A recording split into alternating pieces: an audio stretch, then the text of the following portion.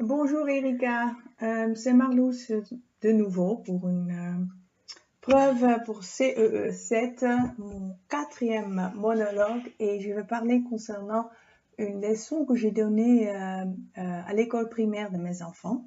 Il y a 3 semaines en fait, il y avait le prof de ma fille qui m'a dit j'ai un problème, est-ce que tu peux m'aider? Et j'ai demandé qu'est-ce qu'il faut faire.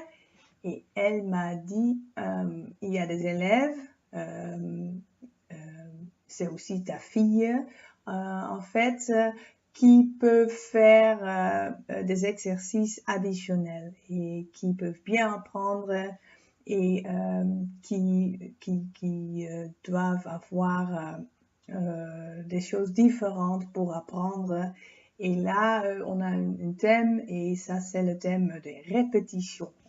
On peut répéter des choses, c'est un schéma, des schémas, et il y a des schémas partout.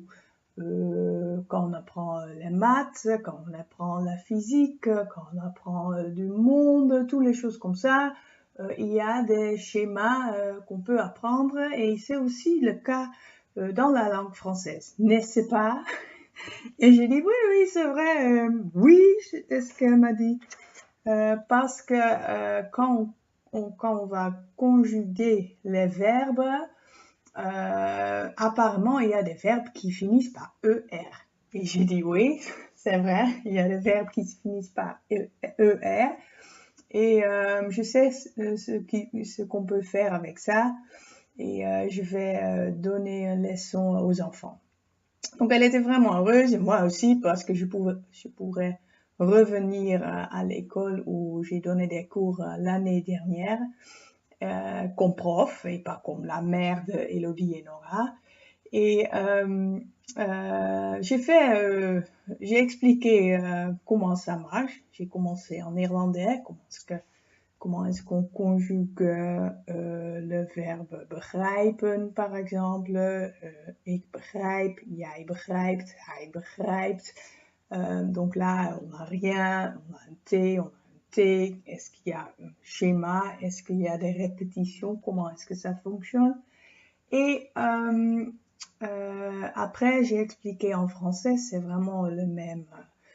Il y a d'autres lettres, mais quand on a un verbe qui finit par ER, c'est toujours la même chanson qu'on peut appliquer pour savoir comment on conjugue ce verbe, si c'est un verbe régulier.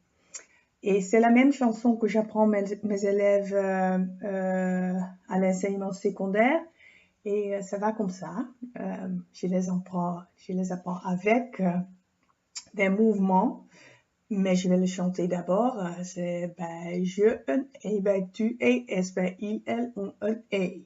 Bij nous, o, un s, bij vous, e, z, bij il, n, l, e, n, t. Tout le monde dans la classe me regarde, elle est vraiment folle. Pourquoi est-ce qu'on doit apprendre ça? Mais ça aide, hein, parce que dans leur tête, la chanson reste là et ça aide les enfants pour être capable de conjuguer un verbe. Donc après, je vais bij je, een e, bij tu, e, s, bij il, elle, on, een e. Bij nous, o, een s, bij vous, e, z, bij il, n, l, e, n, t. C'est ça. Et aussi, les enfants à l'école primaire, ils ont appris cette chanson et ça allait très bien. Et maintenant, tout le monde sait chanter cette chanson, mais pas tout le monde peut appliquer la règle. On ne sait pas qu'est-ce qu'il faut faire avec ça, sauf les élèves qui étaient dans ma classe. Et la prof était vraiment très heureuse parce qu'ils ont compris, les enfants, qu'il y a un schéma dans la langue française aussi. Et ils ont continué avec d'autres preuves à faire et des choses à apprendre. Et c'était bien. Ma fille était heureuse parce qu'elle a appris quelque chose de sa mère, quelque chose que sa sœur n'a pas du tout appris, et sa sœur est plus vieille, pardon, qu'elle. Donc, elle se sent vraiment, moi je connais parler français et j'ai dit non, tu sais conjuguer les verbes réguliers qui finissent par ER.